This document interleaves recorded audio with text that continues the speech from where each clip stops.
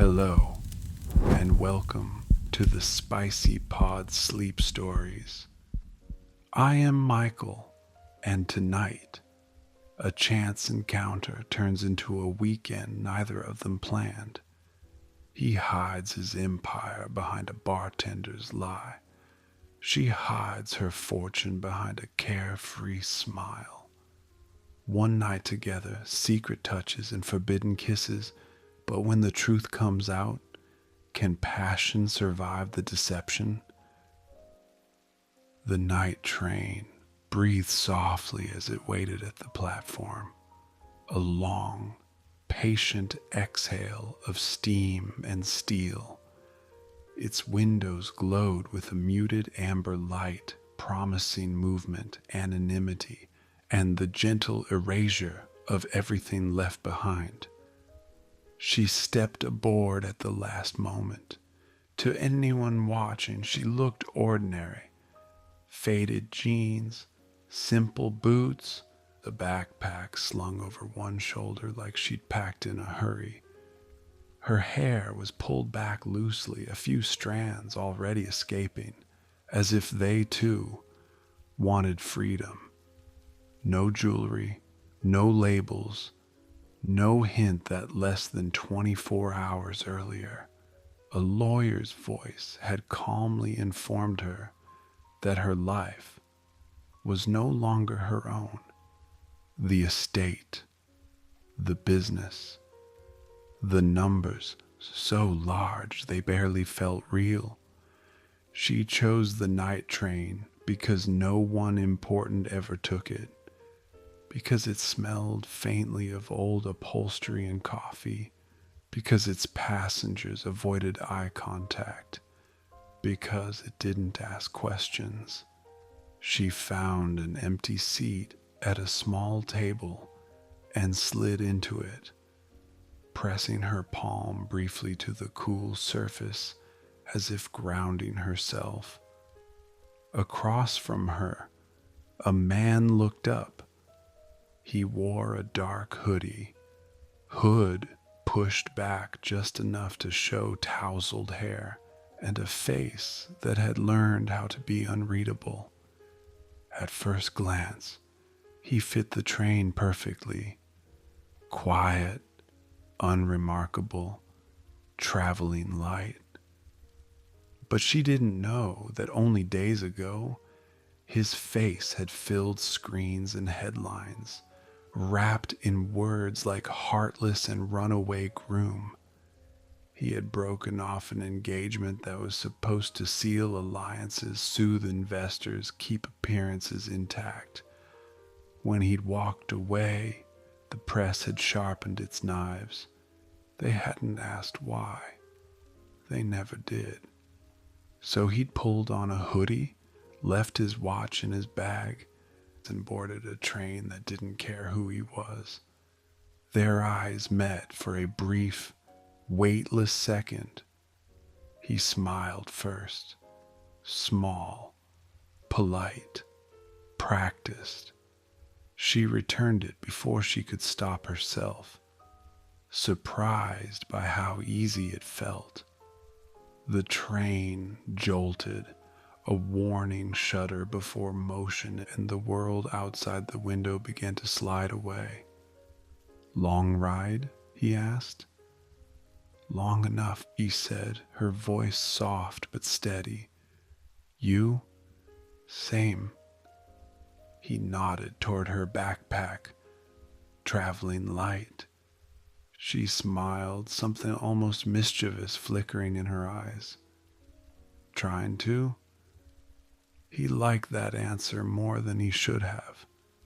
The train gathered speed, the rhythmic clatter settling into something almost soothing.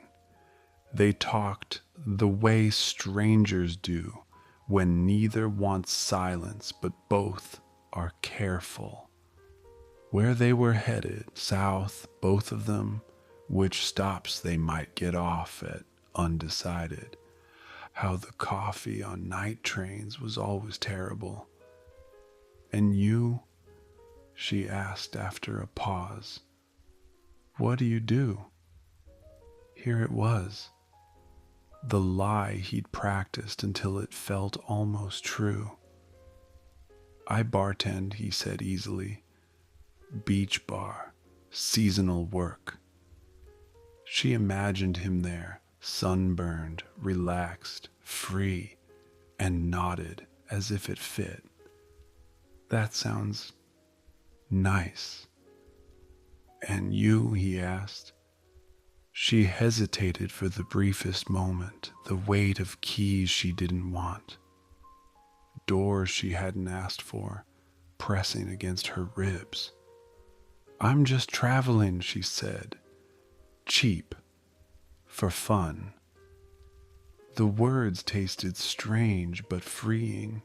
The train swayed on a curve, and under the table, her knee brushed his. Neither of them moved away. The contact was accidental, clearly so, but it lingered, a quiet awareness passing between them. She shifted slightly, her calf grazing his again, and this time his breath changed just enough for her to notice. Outside, darkness stretched on, broken occasionally by distant lights. Inside, the air felt warmer. Another sudden jolt rocked the carriage. She gasped softly as she tipped forward, instinctively reaching out. His hands came up at the same time, catching her by the waist, steadying her before she could fall. For a second, she stayed there. His palms were warm through the thin fabric of her shirt. Too aware, she straightened, murmuring an apology. He let his hands fall away, slower than necessary. Seems like the train has opinions, he said lightly. She laughed, the sound surprising them both. As the minutes passed, the conversation softened. Words slowed. Silence crept in, comfortable and unthreatening. Eventually, her eyelids grew heavy. She leaned back against the seat, watching reflections blur in the window, and without meaning to, drifted. He noticed immediately. Her breathing evened out, her head tipping slightly to one side. Something in his chest tightened. He hesitated, then slipped his hoodie off and draped it carefully over her shoulders. She stirred just a little. Her fingers moved, seeking warmth, perhaps, and brushed the inside of his thigh beneath the table. The touch was fleeting, innocent, still. His breath caught sharply before he could stop it. She didn't wake, but her hand lingered for a heartbeat longer than necessary before falling back into her lap.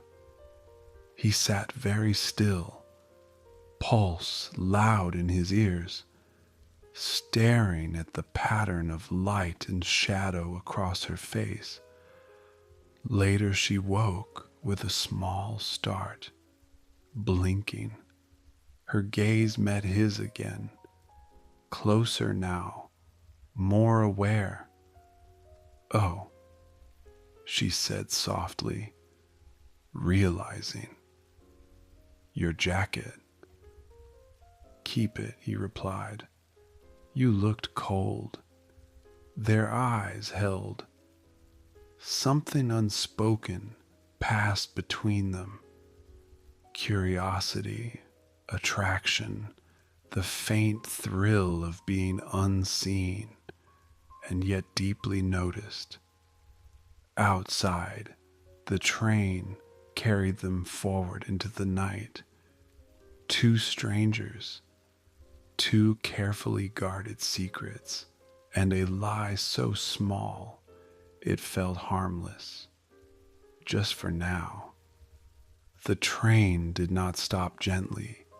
It slowed with a reluctant groan, metal protesting metal, until the rhythm beneath their feet broke apart into silence.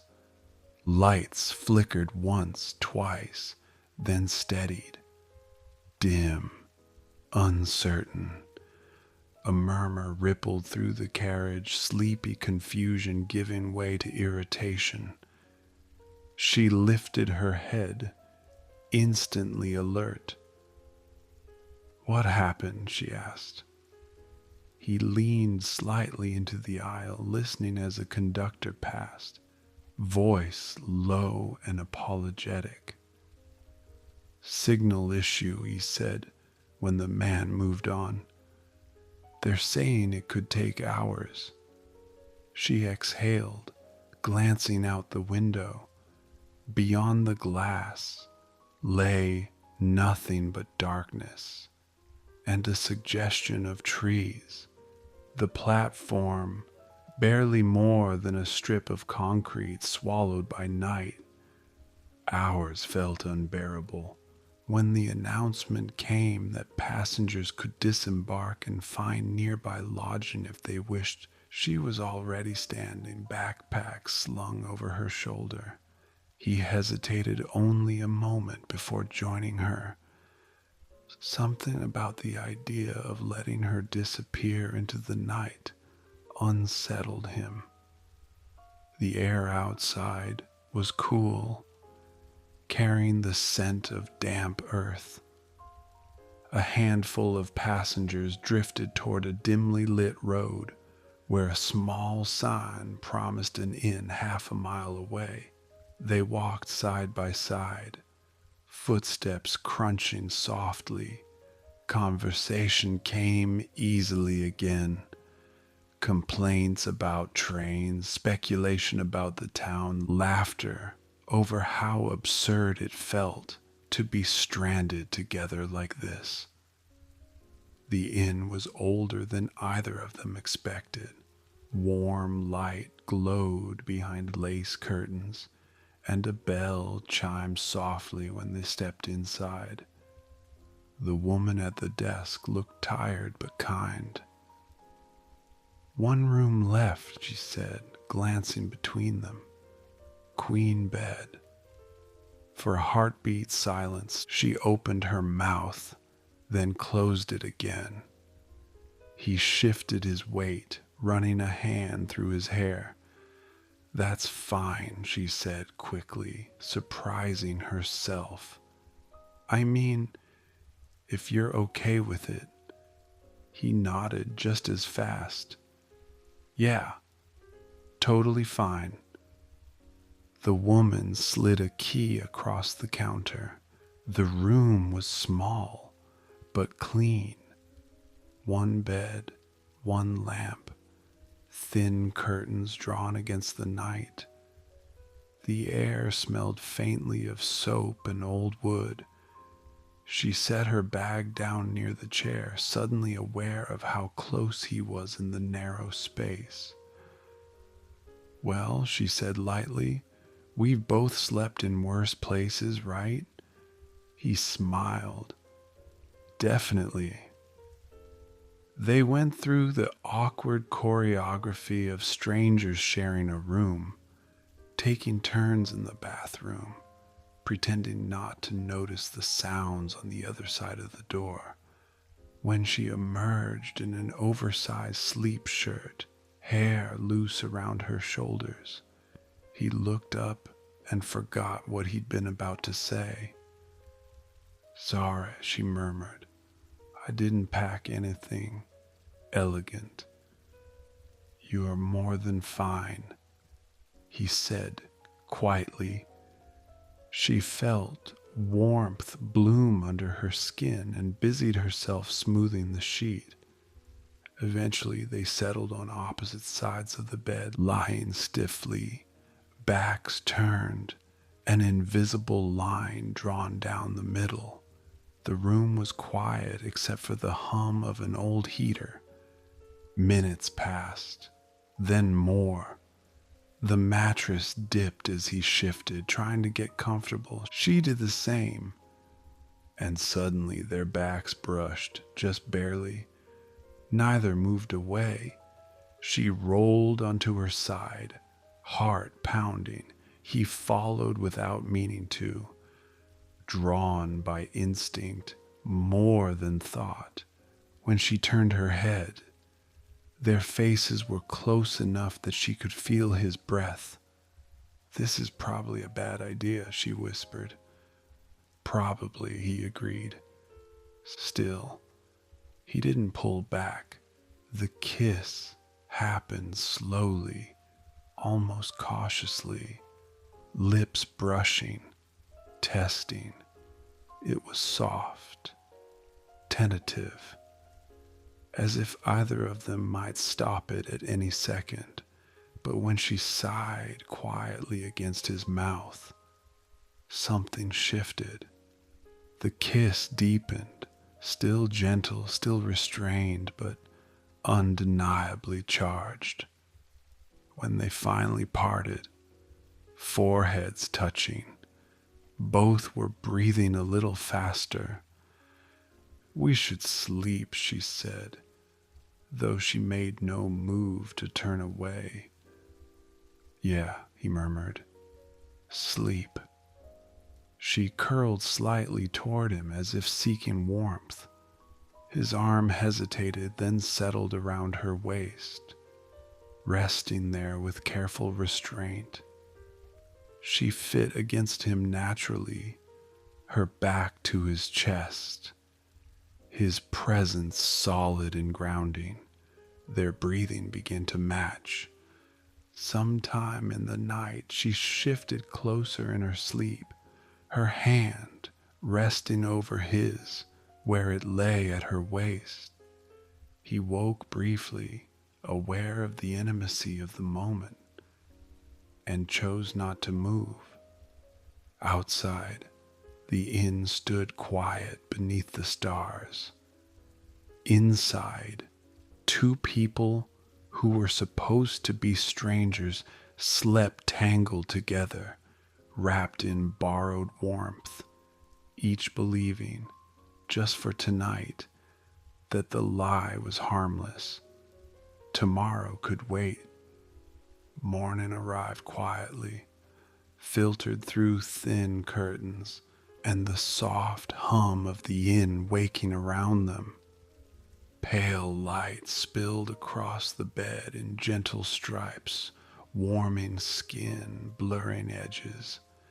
She woke first. For a moment she didn't move, afraid that shifting would break whatever fragile spell had settled during the night. She was warm, too warm for the small heater to be responsible. Then she became aware of the weight behind her. His arm was draped securely around her waist, his hand resting flat against her stomach as if it belonged there. Her back was pressed to his chest, the steady rise and fall of his breathing brushing the nape of her neck. One of his legs had shifted sometime during the night, trapping hers between his knees. She swallowed, heart beating faster. Carefully, she tried to slide forward to create space. His arm tightened almost instantly.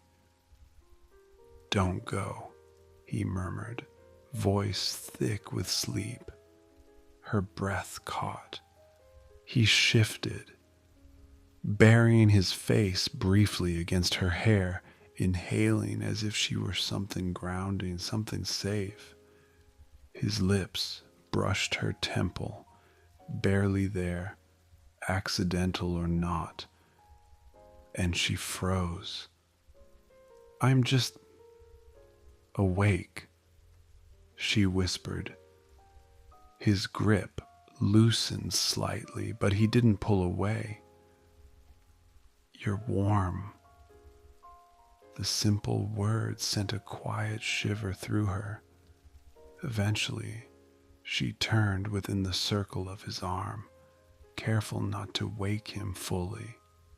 When she faced him, his eyes were still closed, lashes dark against his skin, expression softer than she'd seen it yet. She studied him then, this stranger who felt suddenly familiar, and wondered what parts of him were real, what parts carefully chosen. When he finally opened his eyes, he smiled slowly. "Morning," he said. "Morning." They lingered like that, neither in a hurry, until the reality of daylight pressed gently in. Breakfast was simple: toast, weak coffee, a small table by the window. But the space between them felt charged. Their knees brushed under the table, hands reached for the same cup of sugar, fingers touching. She laughed softly, pulling back, but her gaze lingered on his mouth longer than necessary. The room upstairs was warmer now, sunlight fully awake. She stepped into the bathroom first, closing the door behind her, heart still racing. When she emerged, wrapped in a towel, steam clinging to her skin, she nearly collided with him in the doorway. "Oh, sorry," she said. He didn't move right away. Water still dripped from his hair, tracing slow lines down his neck and collarbone. His towel sat low on his hips, and for a split second, she forgot how to look away. Their bodies brushed as they passed, bare skin to bare skin. The contact was brief, but electric. He inhaled sharply. She felt it as much as she heard it, neither commented on it. By late morning, the train still hadn't resumed service. Instead of waiting, they decided, without much discussion, to continue together. A short ride brought them to a quiet coastal town, sunlit and unhurried, the sea visible between buildings like a promise. The motel they chose was modest, with narrow balconies and faded paint, but the view of the water made her smile. She stepped outside first, leaning her elbows on the railing. The breeze lifted her hair, cool against her warm skin. She closed her eyes, letting it wash over her. He joined her a moment later, standing just behind her, close enough that she could feel the heat of him without being touched. "You look like you're trying to remember how to breathe," he said softly. "Maybe I am." He rested his hands on the railing beside hers, effectively boxing her in without quite touching her. She became acutely aware of how little space there was between them. "You never said," he murmured, lowering his voice, "what you're running from." She opened her eyes, staring out at the ocean. The truth pressed at her ribs, heavy and unwelcome. "I'm not running," she said instead, "just taking a break." He nodded, accepting the lie without pushing. "Fair." Silence stretched. Then she turned, slowly, and found his face, inches from hers. "I shouldn't want this," she whispered. His gaze dropped to her lips. "Me neither." The space between them vanished almost without conscious decision. His hand lifted, hovering near her waist, not quite touching. She leaned in, drawn by something deeper than desire, recognition perhaps. Their lips brushed, soft, brief, not quite a kiss. She pulled back first, breath uneven, heart racing. He let his hand fall, jaw tightening slightly as he forced himself to step back. Maybe, he said carefully, we take it slow. She nodded, though every nerve in her body protested. They stood side by side then, not touching, watching the sea shimmer in the distance, and beneath the calm surface, something unmistakable stirred. Desire, curiosity, the dangerous pull of connection. Neither of them noticed how easily the lies were beginning to fray, and neither yet realized how much they were already afraid to lose. The town changed its rhythm as evening settled in. By dusk, the small streets near the water filled with a low, lazy hum. Clinking glasses, murmured conversations, music drifting from somewhere unseen. They walked without urgency, fingers brushing now and then, never quite holding hands, as if both were waiting for permission that neither wanted to ask for. Dinner was simple, shared plates, stolen bites, a bottle of wine they pretended not to savor too much. She laughed more than she had in weeks. He noticed everything, how she relaxed as the sky darkened, how the tightness she carried loosened strand by strand.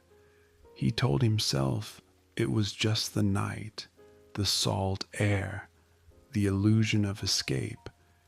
He didn't tell himself the truth.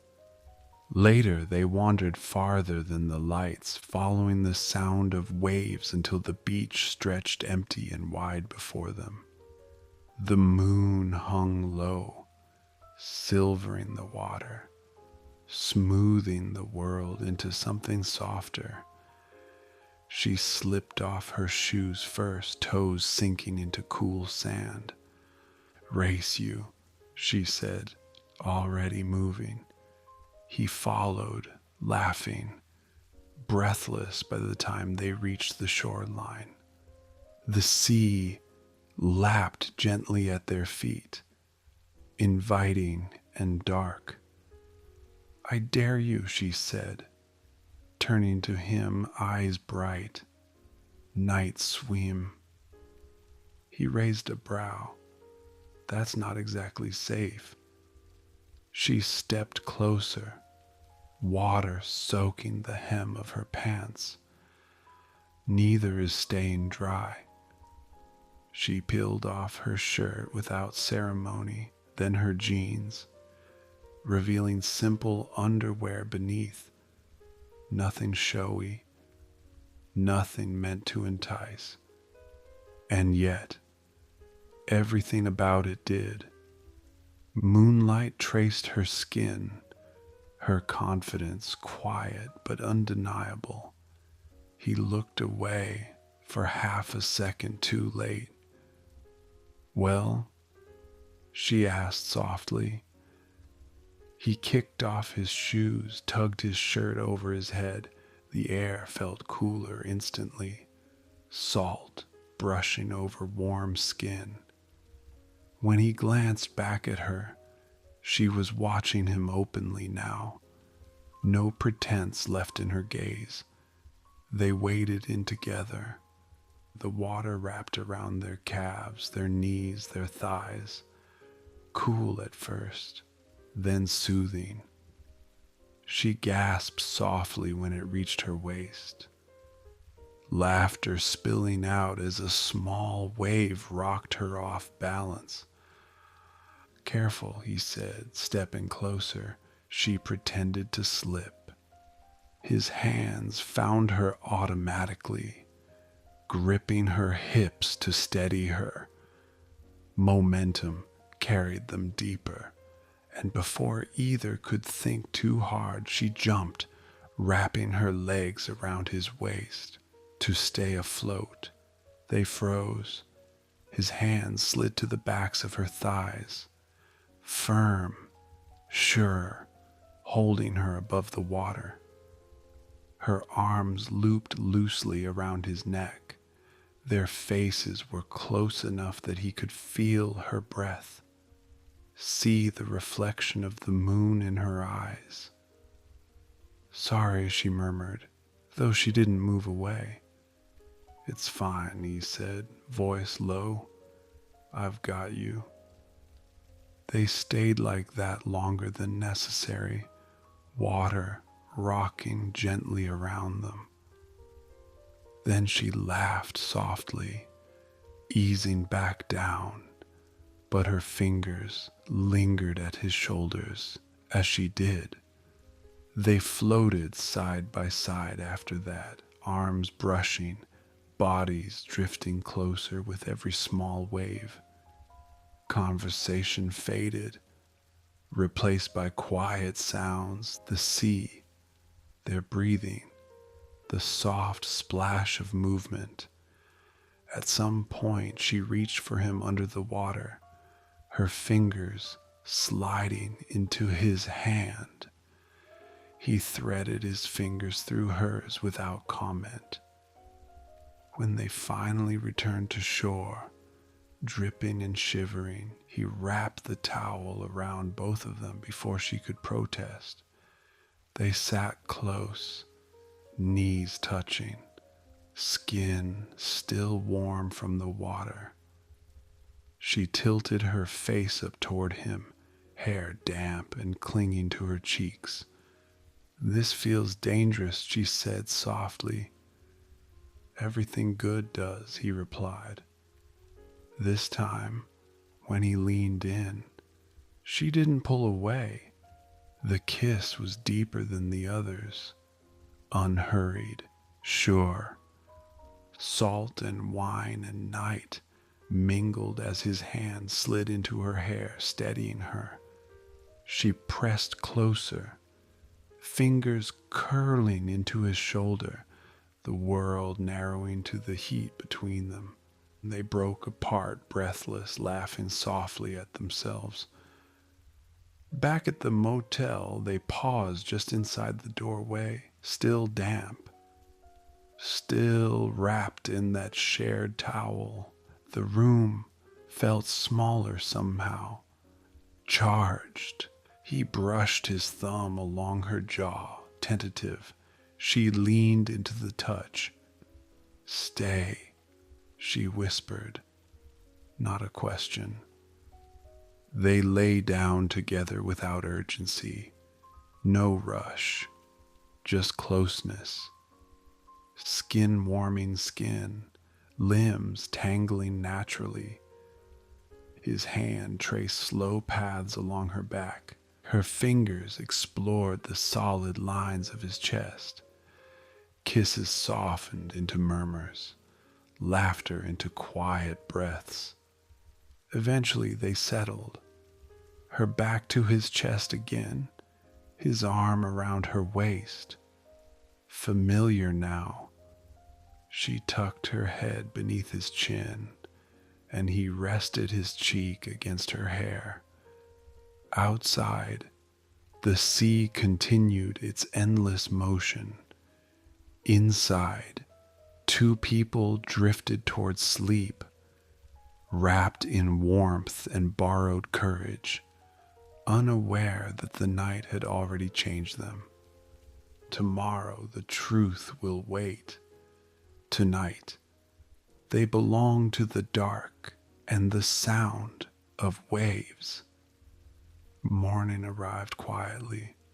Light slipped through the thin curtains in pale stripes, brushing over tangled sheets and bare shoulders.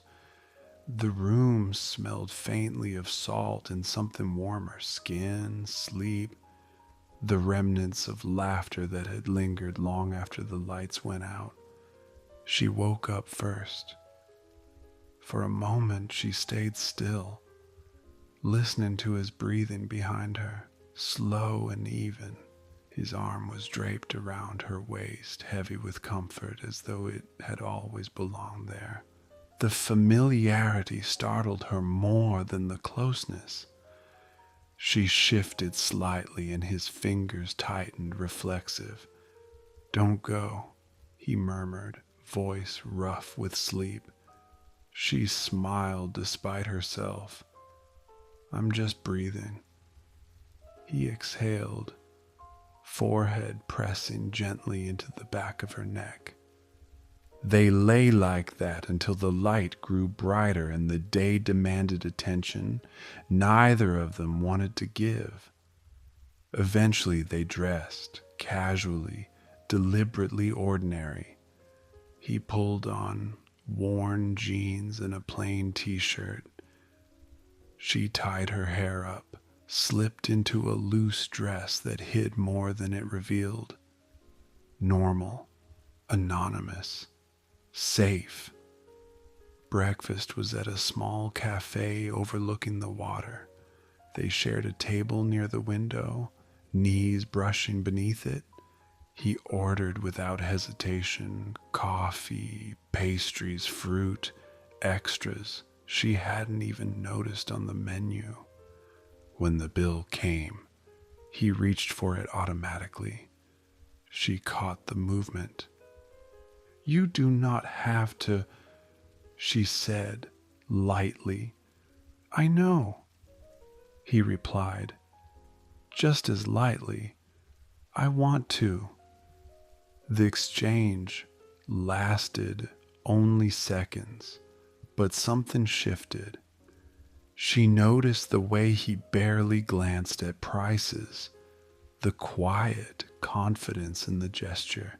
He noticed her noticing and forced himself to relax.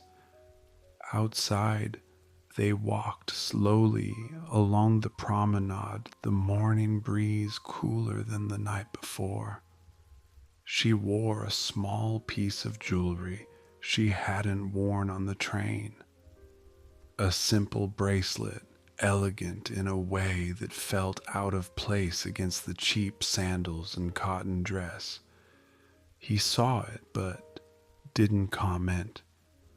Instead, he told her a story about a bar he once worked at, the kind of place where drinks were strong and rules were loose.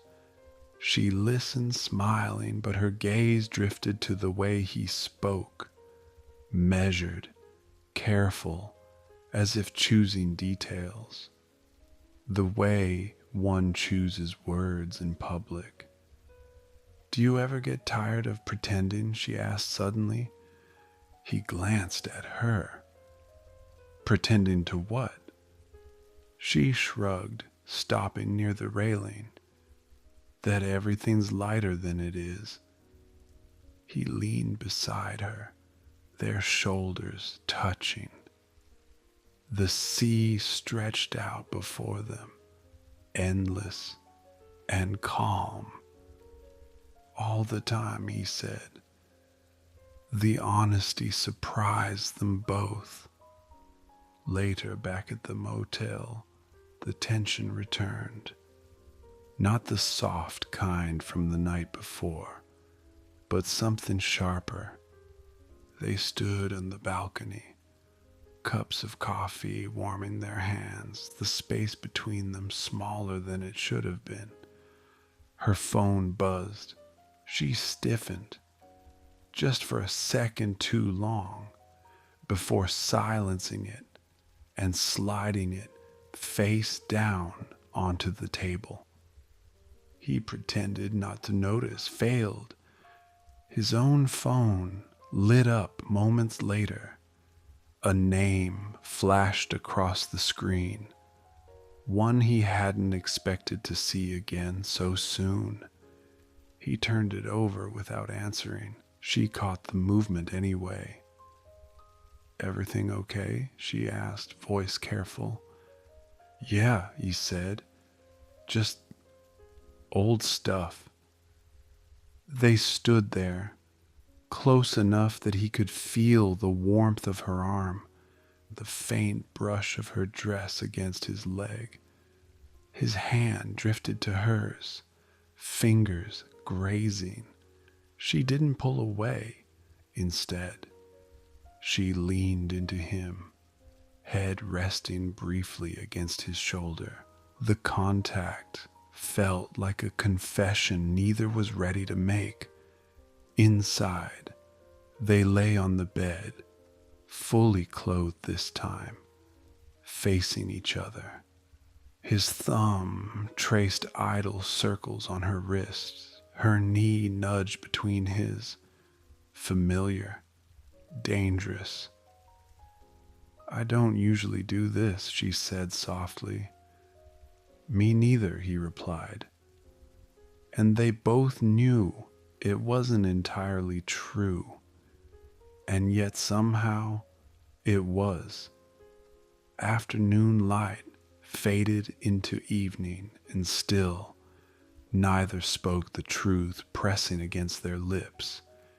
Each lie felt heavier now, less like protection and more like a fragile wall threatening to crack. When night fell, they sat side by side on the edge of the bed, hands linked loosely, neither wanting to let go. Outside, waves broke steadily against the shore. Inside, two secrets pressed closer to the surface, waiting for the moment when hiding would hurt more than honesty. Tomorrow would demand answers. For now, they stayed, close, quiet, suspended in the fragile space between what was said and what was true. The beach was quiet. Only the soft crash of waves filled the space between them, rhythm and pulse that matched the tension coiling tight in her chest. She walked alone along the shore, letting sand slip between her toes, tracing the edge where water met earth. The night stretched behind her, the sky deep and endless, stars mirrored in the small ripples of moonlit waves. He found her there, moving with quiet certainty. Each step in the sand was careful, deliberate, until he was beside her, close enough that she could feel the warmth radiating from him. The silence between them carried the weight of everything unsaid, every stolen glance, every touch, every kiss that lingered in their memory. I should have told you sooner, he said softly, voice roughened by emotion. About everything. Her gaze remained on the water. Everything? Yes, he said, finally meeting her eyes. I broke off my engagement, and the press. They blamed me, called me heartless, cold, a playboy. Everyone painted me like I was some villain in a story I didn't even want to be part of. She exhaled slowly, the corners of her chest aching in sympathy, though her lips pressed together to hold back the words. And he hesitated, a shadow crossing his face. I'm not what I said I was on the train. I'm not a bartender. I'm the heir of a hotel empire. Big one. Too big sometimes. Everything about me has always been measured, calculated. I left because I needed to breathe, to just be a man for one night without everyone watching. She stared at him, breath catching, understanding flooding her in a way that felt like sunlight breaking through storm clouds. She had imagined his lies, had felt the warmth in his touch, the honesty in his gaze, and now the truth made all of it sharper, more alive.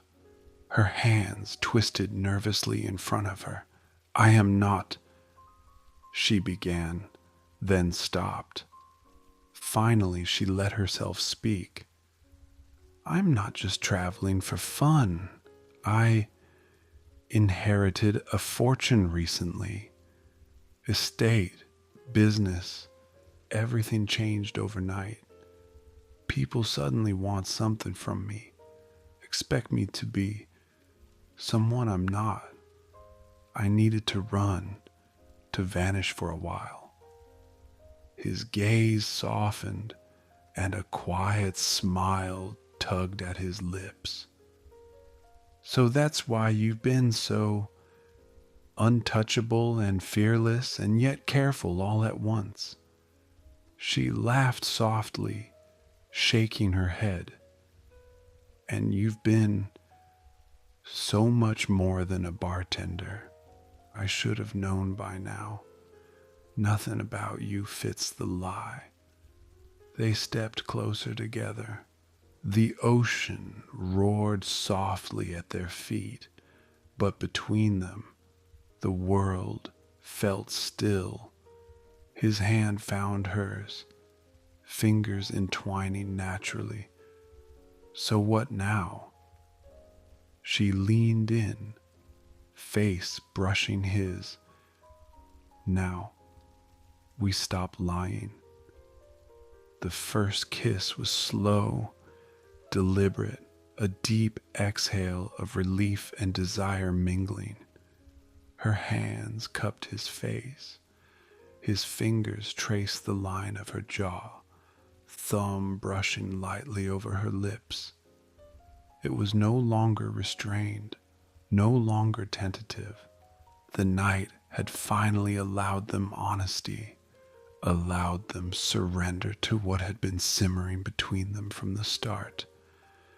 They sank onto the sand together, bodies pressed close, hands exploring familiar territory that suddenly felt fully, openly theirs.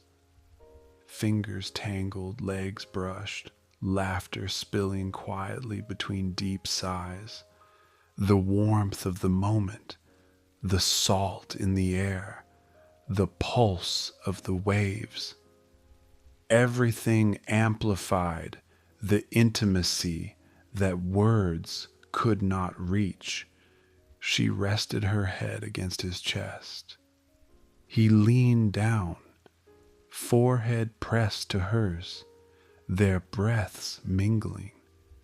The weight of their secrets had been lifted, replaced by something far more thrilling: trust, truth, and a connection neither expected, but both had already been yearning for. "What now?" she whispered again, softer this time. "Now," he murmured, wrapping her tighter against him. "We just exist, here, together. No more lies." They stayed that way until the first hints of dawn colored the horizon, walking back hand in hand along the shore. Each step was light, free, carrying with it the unspoken promise of honesty and the thrilling awareness of finally being seen.